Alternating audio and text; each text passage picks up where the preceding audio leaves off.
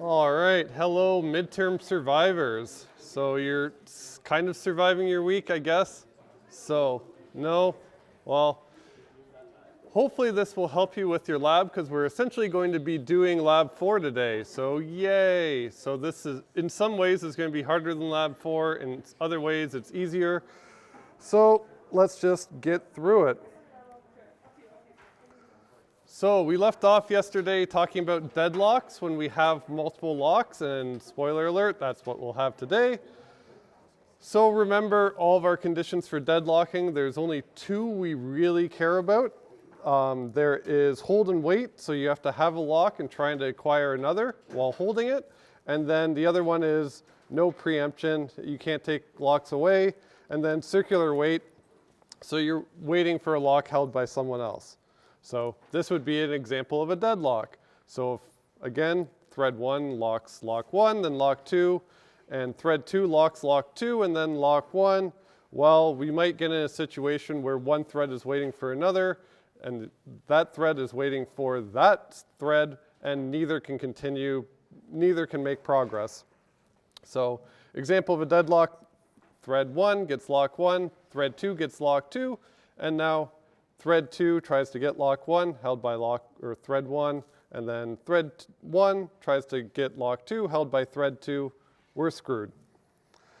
So there's two ways to prevent a deadlock. One is to always acquire the locks in the same order. So if we have this function and we have locks creatively named L1 and L2, well, if I always get L1 first and then L2, I have no issues here. We're all good. So this doesn't deadlock. I only get L2 if I get L1, so there's some type of implication there. So I don't try and get L1 if I have L2, so I have no problems. So I don't have that hold and wait problem. The other one way to prevent it is using tri-lock. So we've seen that a few times, and we're like, oh, why is that useful? So it's actually useful in this scenario. So instead of always ensuring the order, sometimes that's not possible. Well, sometimes I might just try and acquire a lock, and then in this while loop, I do a tri-lock, and tri-lock will return 0 if it successfully grabs the lock, and if it's not 0, it means it did not grab the lock. So if it did not grab the lock, it goes into this loop where it would unlock, it would give up the lock it already acquired, so it got L1 if it made it to this point, and then it would wait, yield, do something, let another thread do whatever it needs to do to hopefully give up that lock. And then before it tries to get L2 again, it would acquire L1. So now when it goes back up and tries to get lock 2, it already has L1, so it tries again. If it doesn't get it, gives up and does that whole thing again. Otherwise, it'll fall out of the while loop, and your protected code will execute while you have L1 and L2. Then after that, of course, you unlock. So again, we can't deadlock here because we actually give up our lock if we can't get both of them. So any questions on that? All right, so that's what we saw. Another tool to ensure order when we were talking about condition variables for more complex things, but more important for lab 4 and practically, like your locking granularity, how much you lock something. You want to prevent data races, but you also don't want it to be massive, or else you turn your program into just a serial version that's even slower. And sometimes you might want multiple locks, in which case you have to prevent deadlocks. So we're ready to run a bank. All right, great. So we're going to run a bank. We have been entrusted to do 10,000 or 10 million transfers, and we're going to simulate actually running this bank. So we're going to be able to simulate however many, a variable number of accounts at our bank. And each account is going to be given a unique identifier with it. So just 1, 2, 3, 4, etc. And each account is going to start with $1,000, just so we have something to play with. And we're just going to generate random transfers between accounts. And whenever there's a transfer, you take 10% of the funds from one account and give it to the other. So at the end of the day, you're just transferring money. We're just moving money back and forth. So this should be a zero-sum game where the bank doesn't actually lose money. It's just moving around between accounts. Someone goes broke. Who cares? It's not the bank's fault, right? It's like real life.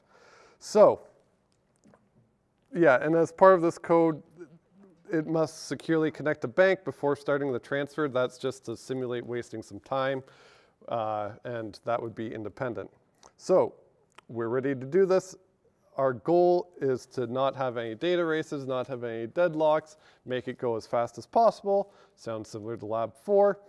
And we want to make it better than 11 seconds, so it's in that examples directory. And let's go ahead and play Big Bank. So let's read the code. So can everyone see that? Hopefully, more or less. All right, no yelling, so that's good. So I'll make it one bigger just in case. So all we do is get the number of accounts from a command line argument. We malloc some memory. Who cares? We initialize the starting balance, so that's all done in serial. So we're not trying to speed that up. What we're trying to parallelize is this code here. So this is our for loop. So for 10 million transfers, we're going to just generate a random number to send it from, and then another random number to send it to, and then transfer between the accounts. So I give an account, which is just a struct account that I'm transferring from, and another one that I'm transferring to. So let's go ahead and look what is in that struct account. And within that struct account, it's not terribly complex. There's a unique identifier called ID, and there's a balance, which will start at 1,000, and that's it. And then aside from that, we have our transfer function, and all of our transfer function does is securely connect to the bank, take 10% of the from's account, and then subtracts it from their balance, and then gives it to the to account, and adds to their balance. So again, zero-sum game here. And then at the very end of it, all we do is do a quick little sanity check. We calculate the total balance held by the bank between all the accounts just by adding every account's balance, while initially we know how much we have, right? It's the number of accounts times 1,000. So hopefully at the end it all agrees. So let's go ahead and execute that. So let's start with the cool $1 million. So here's our bank. Oh, wait, I should have timed this. So cool $1 million. Let's see how long it takes to do, what was it? It's 10 million transfers of $1 million, should go back and forth. Some people go broke, some people are rich. Who cares? Not our problem. Again, we're the bank. Ideally, we make like, a few percent commission on all these, and they actually don't have money, and we get most of it, but that's the bank. So yeah, this takes like about 11 seconds, and at the end of it, we have the same amount of money that we didn't lose any money as a bank. Okay, so 10 seconds is slow. I'm a big bank, I need to scale up. So what should I do to make this go faster? Yeah. Can you create more threads? Create more threads, perfect. So create more threads. Do I want to create, so if I want to run, I have like 6 cores on this or whatever odd number of cores I have. So if I want things to run faster, well, I can make threads or I can make processes too. So between the two, would I rather make a thread or a process? I hear a thread. Anyone? Reason why? Because threads, like, you can store all the stuff in the same, like the same process kind of thing. Like the information about the accounts is all centralized. Yeah. Processes, they can't communicate without pipes and stuff. Yeah. So here, if I split this off into multiple threads, I'm randomly picking bank accounts, and I need to keep that consistent across everything. So if they're in different processes, they would all be independent, but every time I make a transfer, I'm going to have to communicate between processes, which have to go through the kernel, which is going to be really, really slow because I'm going to have to transfer data every time and then make it all synchronized between 8 processes. It's going to be terrible. So I'll choose threads here because they're cheaper. and everything's in the same address space anyways, so I get everything shared essentially for free. So threads would be the good thing to have here. It's not like Firefox or whatever where I don't do that much communication between tabs or something like that. So for this, I made 8 threads already. So there's a define up here that has the number of threads conveniently set to 8. So let's go ahead and start using that. So I already made some code here that creates a thread. And we want to parallelize this loop. So comment that out. All right, so now we make a bunch of threads. So we make 8 threads and then have a loop that initializes all of our 8 threads. So here we're going to malloc an ID so we can tell each thread its ID. Again, we can't like pass it on, we can't just use a local variable here and give it the address because we'd be giving away essentially an address on the main thread stack, and it's going to stay the same. So if we want each thread to have its own independent ID, we have to malloc it, and then this is mostly just to show what it looks like when we're passing arguments. So I'd malloc an integer, make sure that I have memory for it, and then set the value of the integer, and then I can actually pass it as a pointer using pthreads create, oh geez, pthread creates last parameter here, which would be the arg. So I just give it a pointer, and then I can actually use it in the run function. And of course, these threads are all joinable because I didn't give it any attributes or anything like that. So if I want to make sure they all finish before I check all of my bank stuff, well, of course, I'm going to have to join them. So any questions about making all these threads or anything like that? Yep. So are all of these threads taking out the same lock in the end?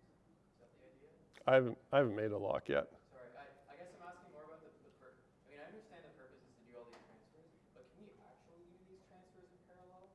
Like, is there a way that we're going to do that? Or is it more like one thread does something because the other ones are locked out from accessing that memory, and then another one does something? So just high level, if I can do this in parallel, if I have like 1,000 accounts and I have 8 separate threads that are all doing transfers, well, if I transfer between account 1 and 2 and then 2 and 4, I could do them at the same time, right?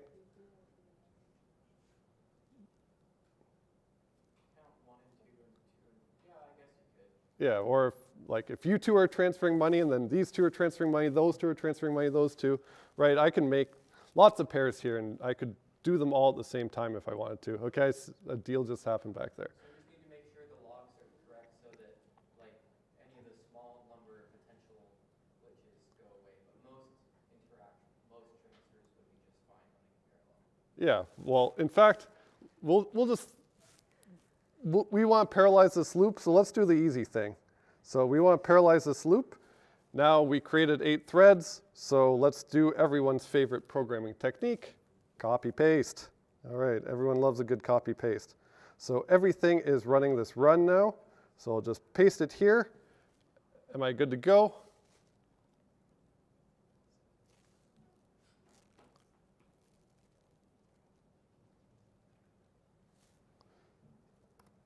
Oops. All right, so I'm good to go. 8 times faster now.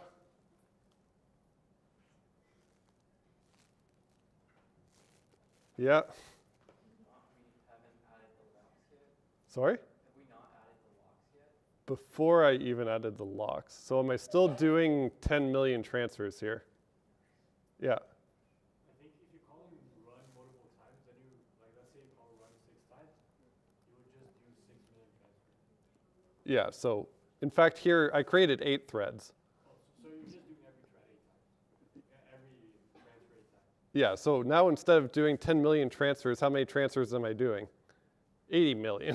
So if I want to do things in parallel, I shouldn't make everyone do all the work 8 times. That's silly. So what should I do if I want to divide up the work between each thread? So yeah, divide by 8. So every thread doesn't have to do all 10 million transfers, so I'll just divide by the number of threads. Okay, that's better. So I split up the work. Every thread is doing 1/8 of the work. Everything's in parallel. Everything's good. I see some unease, but You have to have them start from different indices, right? start from what different indices? If you all have them go from like 0 to 1 million, then you're just going to transfer 0 to 1 million 8 times or whatever. Oh, okay. So that's, yeah. So the comment is, oh, well, each of them would just do the first 1/8 of the transfers over and over again. But that's a good point. But for this one, the transfers aren't ordered at all. So they just pick random numbers. So this index I never gets used. So it's not important, and it would be local to each thread. It's just to count how many times the loop goes through. So that's a good point. But in this case, I don't need to use it. So that is something you, in general, want to watch out for. Okay. So other than this, this looks good. Each thread now doing 1/8 of the work. So we have this is a great bank. Compiles fine. So now if we time it, should be like 8 times faster, right? So we got $1 million going. It took 11 seconds last time. Hey, it was pretty fast. Uh-oh. We lost some money.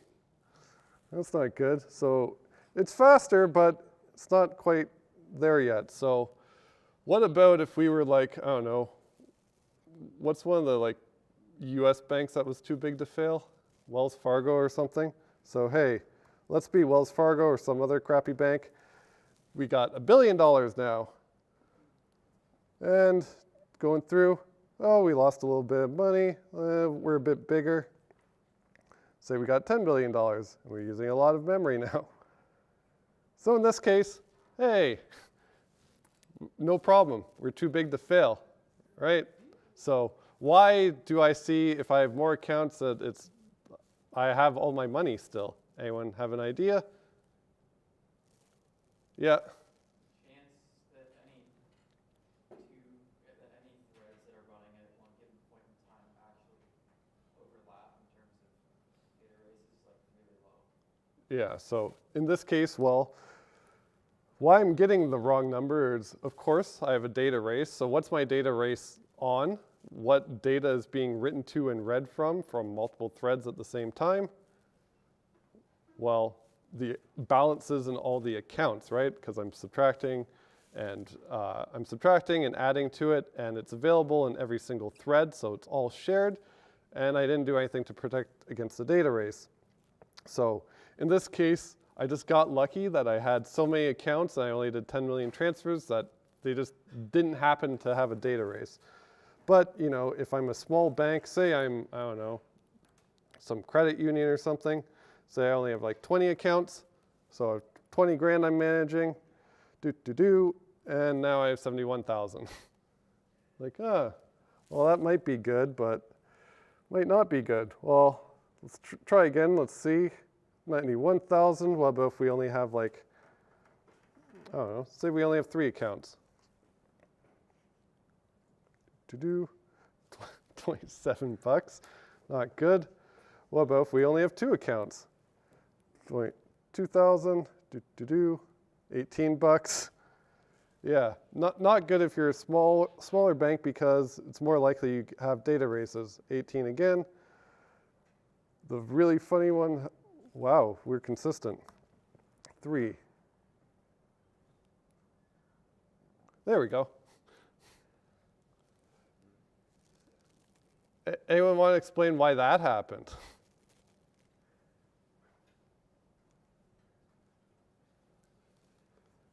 So did I get rich? Is this a good thing to happen? Yeah.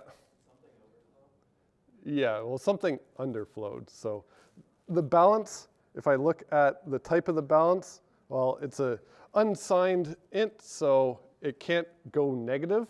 So if, because of a data race, I like queue up an amount, I say holy crap, transfer. I queue up an amount. I say, hey, it's going to be, I'm going to take like $100 out or something like that. And then another thread takes money out and actually add or subtracts it. And I only have like $90 left now. And then this resumes and tries to subtract $100 from $90. Well, because it's unsigned integer, it'll underflow, wrap around to the highest value, and now it's suddenly gigantic. So not only does our data race look really bad, it can actually underflow and be like some gigantic number that doesn't make sense, and we will go bankrupt. So we talked about data races. So how am I going to fix my data race?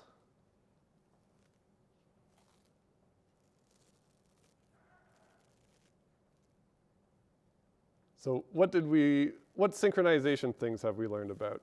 We got some mutexes, we got some center-fors, we got some condition variables. What do we want to use to prevent some data race? Uh-oh. Center-for. So could we use something even easier than a center-for? So one idea is we could just use a center-for for the amount too, because it's just a number. Maybe we could do that. Maybe we don't want to, but yep. Yeah, let's just use a mutex, use a lock. Is that what you're going to say too? No, I'm saying we could throw everything onto the, what's it called? So last day, not the semaphore, is the one after that thing we did last day. The condition variables? Yeah, condition variables. There's like a queue for that, right? Yep. Couldn't you just put everything onto the queue and then pop it off as you need it? So you could put everything onto the queue and pop it off as you need it, but what would you be popping off? You could put every single transaction that needs to occur as a condition in that queue, and then pull it off one by one in order. So if I put everything on the queue and then pull it off one by one, I'm doing everything just one by one. So Oh, sorry. Okay, could you share that between the threads? no, because the thread just puts itself to sleep and adds itself to the queue. I guess I was thinking maybe you could have like one specific thread that kind of acts as a manager for all the other threads for that application. So you could, that would be a lot of rewriting, and you probably wouldn't want to use a condition variable. So we also have another slight problem that, hey, even my data racy code isn't that fast, so it took 11 seconds, and then I gave it 8 threads, so hopefully it would take, about a second, and it takes like 4. So I don't have, you'd hopefully expect that if I have 8 threads and they're all doing 1/8 of the work, well, if it took 11 seconds, it should take 1/8 of the amount of time it takes it doing one. So one of our problems that is beyond the scope of this, but something you will have to look out for, is this rand. So this is something we call, and there could be a data race involving rand too, right? We don't even know if there's a data race involving random numbers, maybe that's not bad because then they're more random. But even for these, they will argue about data races. So for most of the functions, if you read the man pages for them, so like here's rand, and then it gives us rand r, whatever that is, and srand. If you read the documentation, again, this is over scope, but it will tell you stuff. So it will actually tell you if they're thread safe. So it says rand, rand r, srand are all thread safe, which means, well, there's some global state involved with getting random numbers, and if they're thread safe, that means there's no data races, which means there's probably locking if we have 8 threads all calling it. So if we read this and kind of deduce that, oh, rand's making us slow because probably only one thread can call rand at a time, and that's taking a little bit of time, well, I can read these and say that, so rand uses a hidden state, blah, blah, blah, I don't care, but this says rand r, essentially rand r is independent. It uses that seed as an initial variable, so it doesn't use any global state. So if I want things to be faster, I shouldn't use rand for all of my threads. I should actually use rand r. So that will be our first little optimization that won't help our data races, but it will speed up things. So I can change rand to rand r.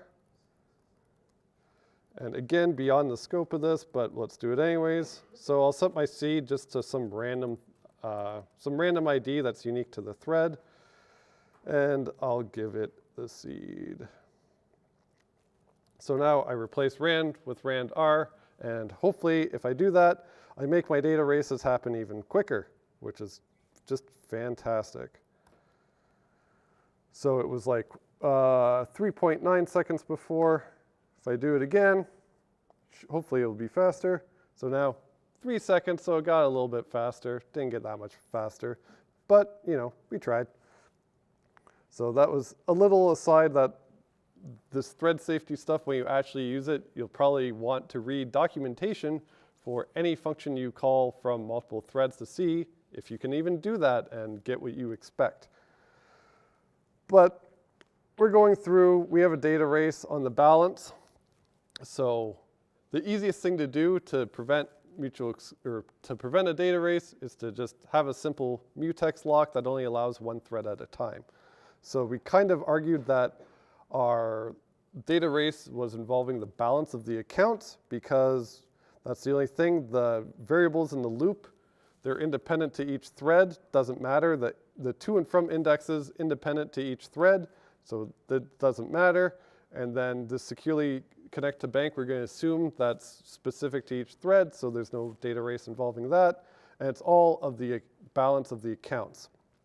So let's go up and just create a mutex. P3. So easiest thing to do, which cough, cough, looks a lot like lab 4, is to create a single mutex. So if you can create a single mutex and kind of do like the Java monitor thing, you can guarantee that there's no data races. So I create a mutex and I will initialize it. So now I have a mutex. So where should I place my lock and unlock?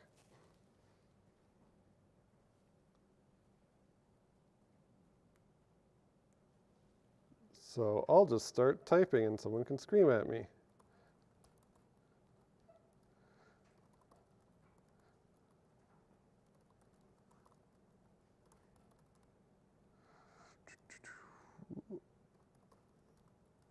All right, is that good? No? Why not? Because in this case, you're doing like you're putting the mutex before like running everything. Yep. Put for each thread, I think. Yeah, so this is going to make this transfer only happen with one thread at a time.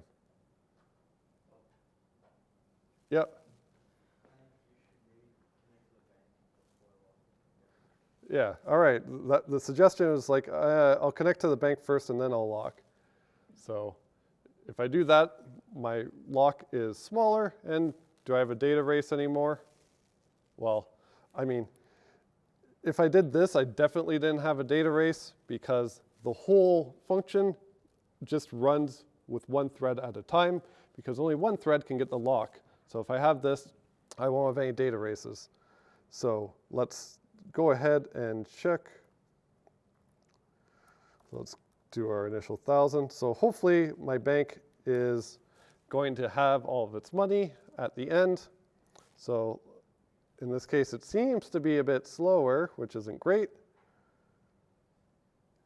Doesn't seem to be very quick at all, does it? So 15 seconds, or it's closer to 16. So it was slower than if we had threads at all. But we have all our money, so that's good. But we have 8 cores, and using them all made our thing slower. So yeah, the first suggestion was, well, let's move this lock down here because each thread can independently connect to the bank, right? I don't care if multiple threads all connect to the bank at the same time. So even if I just move that and then run it again, well, a lot of the time is spent connecting to the bank. As you can see, now it's much quicker. And we also don't have a data race. Yep. Why is it slower when you use threads but you put the lock in front? So why is it slower if I do First case. than the first case of not having threads at all? No, so like when you didn't have threads versus this case. Yeah, when I didn't have threads versus this case, right?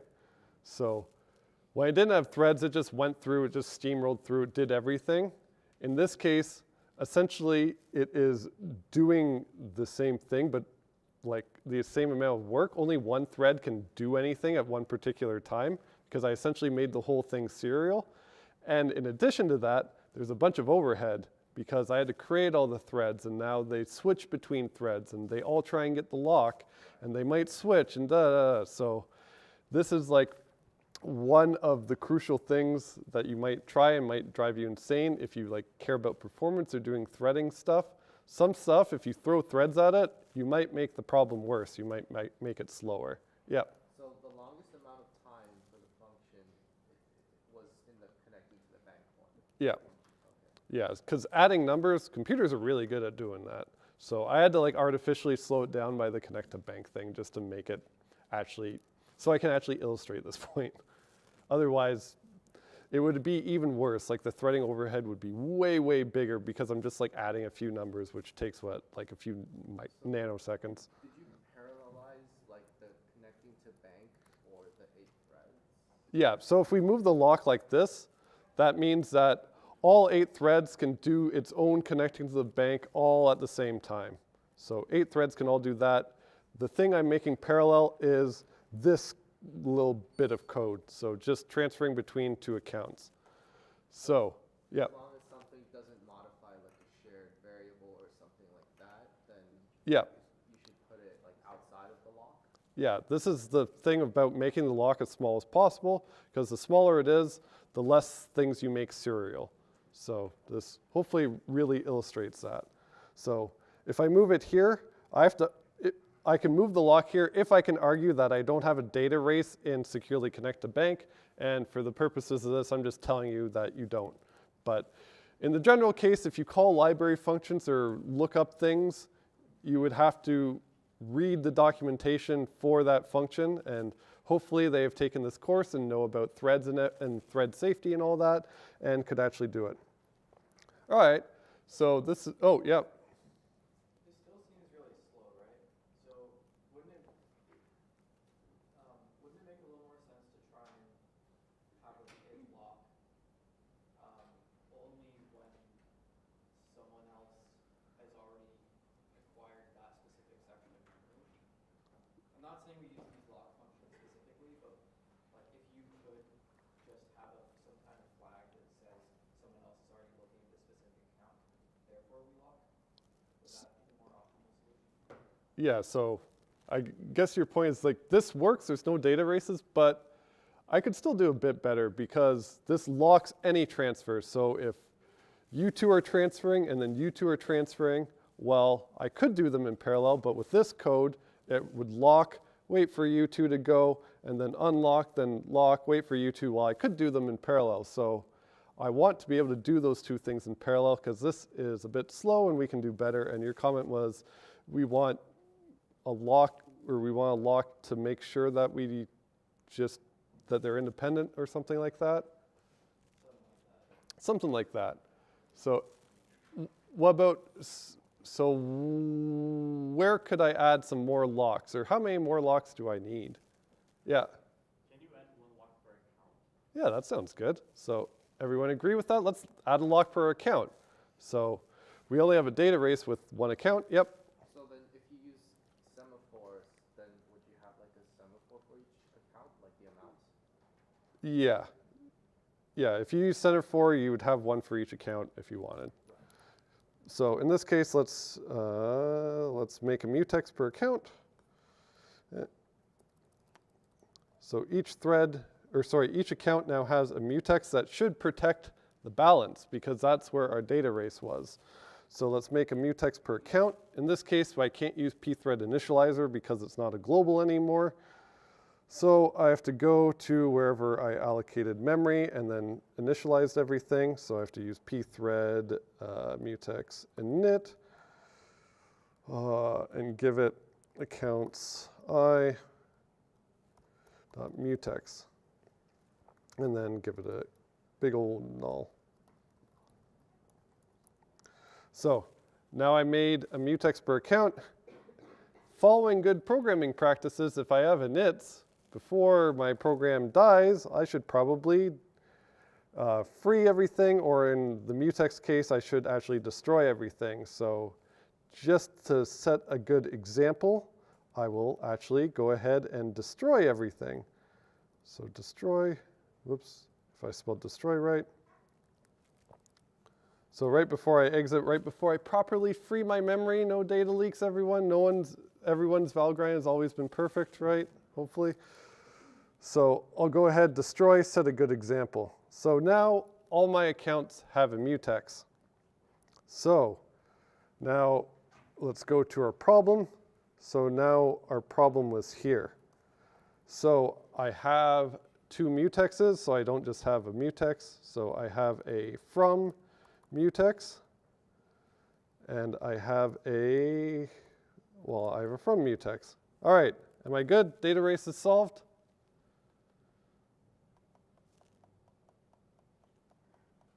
Test and check.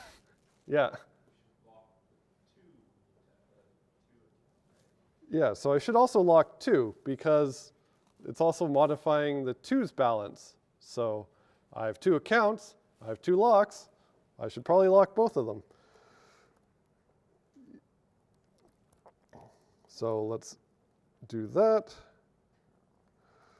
All right, this looks like something that we saw literally in the first 5 seconds of the lecture. So what problem might I be encountering now? Yeah.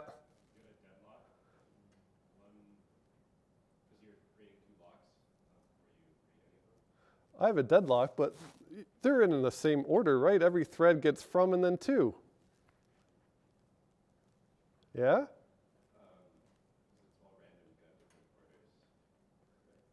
Yeah, well, it's random, so I could have different orders. So I could have, right, I could transfer, oops. I could transfer A to B, and then I could also transfer B to A. So this looks like it's in a set order, but my parameters can change because they're pointers. So in this case, well, what would it be locking? It would be locking A. Whoops, let's put it in comment. And then it would be locking B. And then what would this function be doing? What would it lock first? So what's the from?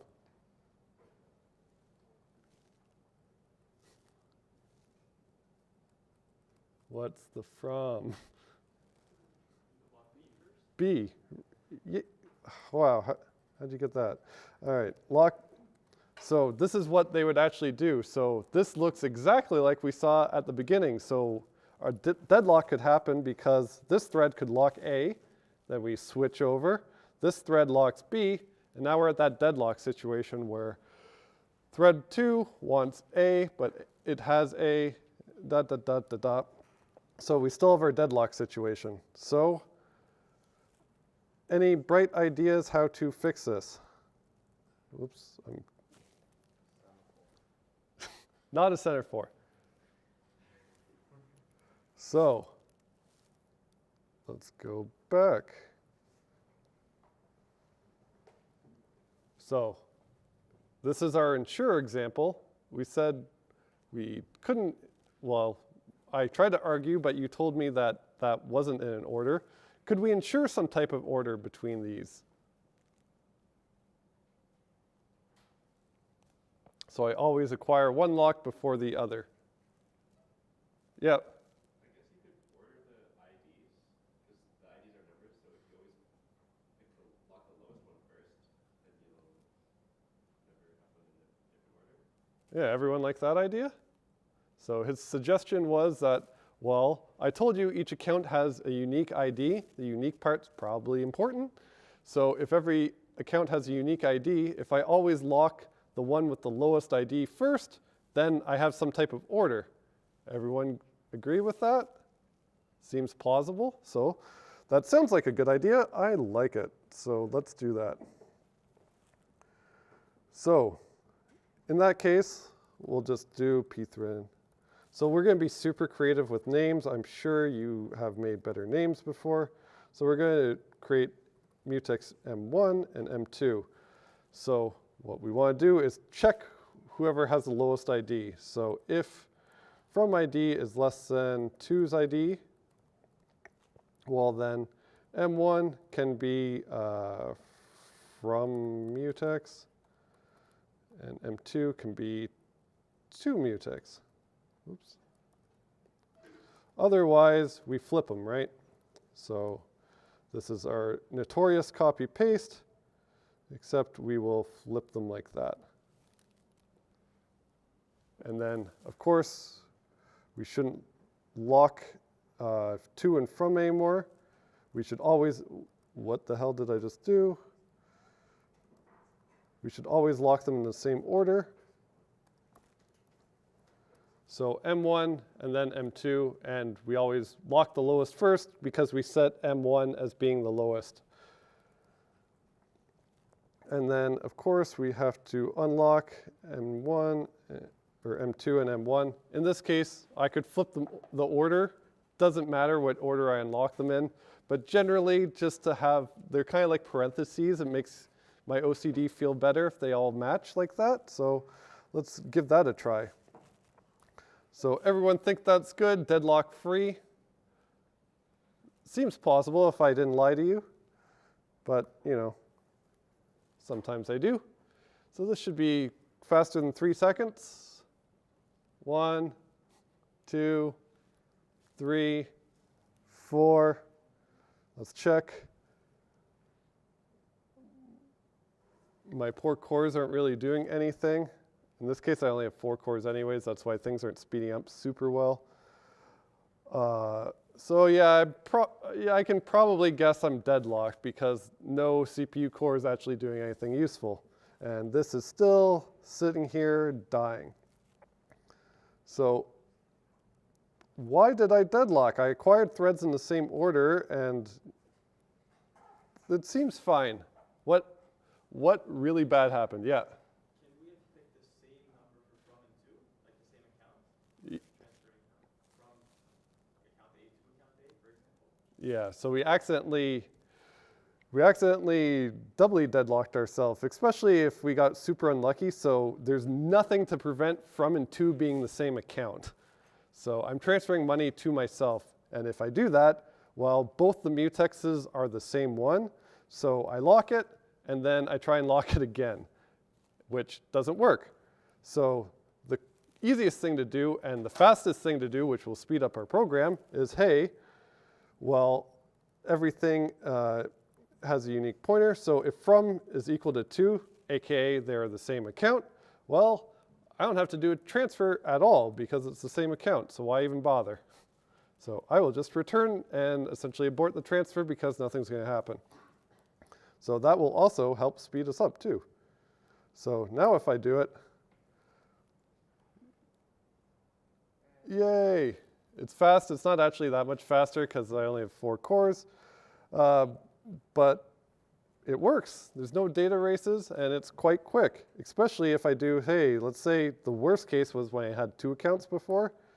In this case, it's really fast. Mostly because the likelihood of transferring to the same to and from the same account is probably pretty high, so it doesn't even have to do anything. All right, that looks good. Any questions about that? Yeah. Why don't we use semaphores? So why don't we use semaphores? Because they will probably be a lot slower and aren't super involved. Like, we could use a semaphore and essentially just remember we made like an equivalent mutex out of a semaphore. So we could use them to do that, and then it's just more lines of code because we have to initialize them as a value. Or you could make the balance a semaphore if you really wanted to, but in order to transfer money, they only let you decrement and increment. So I'd have to decrement a lot, just one by one by one, which is going to be like really, really slow.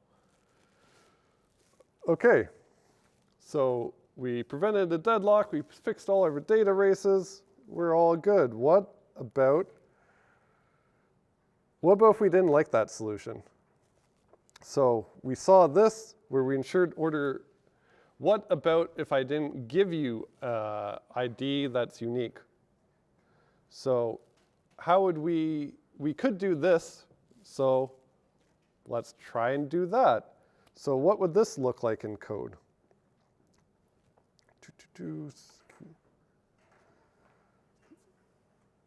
So I would keep that checked just to make sure I don't deadlock myself.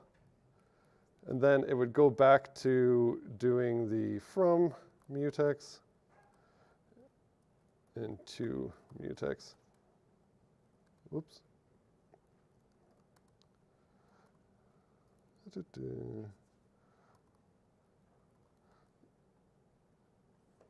So let's go back to this situation. So this had a deadlock. So if I didn't have an ID to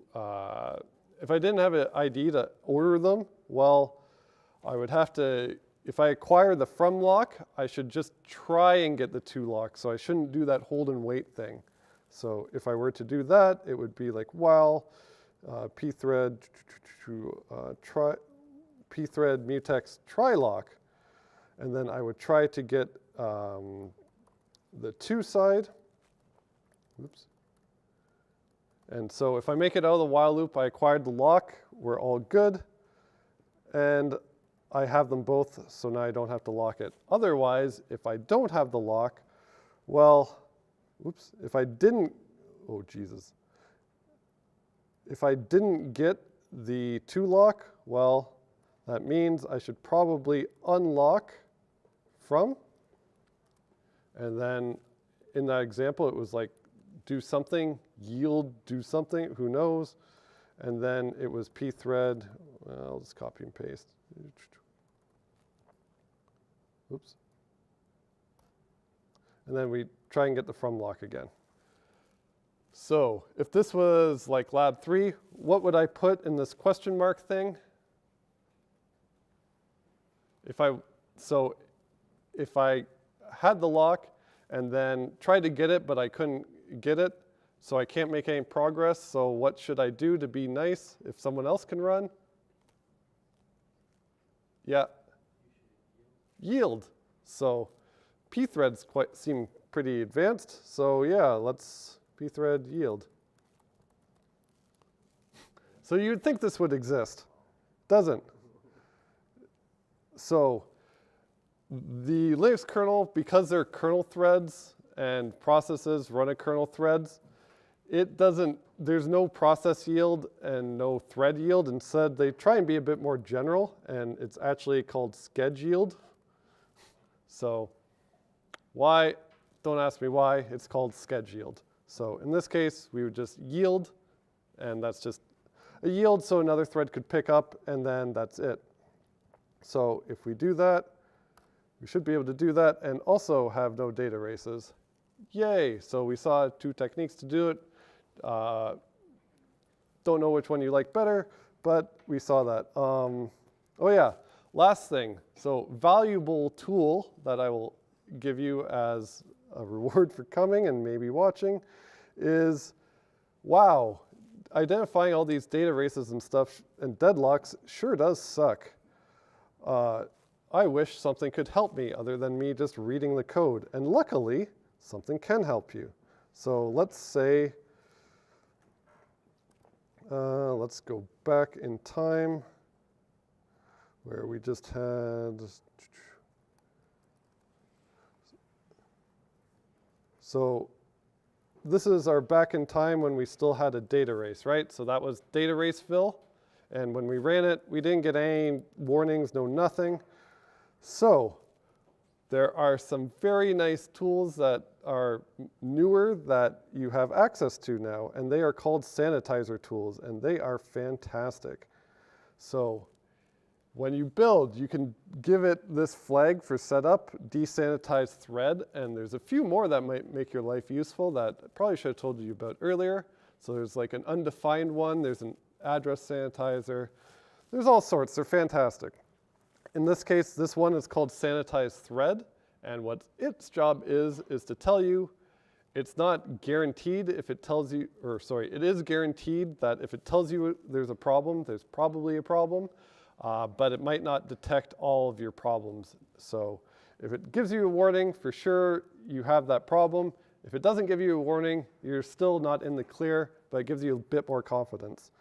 So if we go ahead and run this now, so let's go back. So this is our version with our data race. Whoops. Stop it. So this is our version with a data race. Whoops. We have to compile because we nuked everything. So if I do that, hey, it tells us there's a data race. In fact, it even gives us a line. It says it's on line 59, which is that. So that gives you a very good hint where you could have a data race. And in fact, not only can it help do data races, so if we have this, this didn't have a data race anymore, right? But it did potentially have a deadlock. Well, if we run it with thread sanitizer, it gets very angry because if you see, it says mutex acquired here while holding this mutex. So it actually gives each mutex a number so you can tell what mutex you have. It essentially tries to identify any hold and wait. So if I grab another mutex while holding another, it will definitely yell at me. And you can see, yells at me a lot. And it says, warning, lock order inversion, potential deadlock. So I didn't acquire them in the same order, and it will throw up at you if you do that. So that's another great tool. So it even tells you the graph. So you can see that this is a fairly involved graph. It's just not A and B. This is a very long cycle of, 70 to 9, blah, blah, blah, blah, blah. All right, anyways, we're out of time. So, but just remember, just because this is clear doesn't mean you don't. You still have to argue that you don't have data races or deadlocks, but this will definitely help you find them. So just remember, boom for you.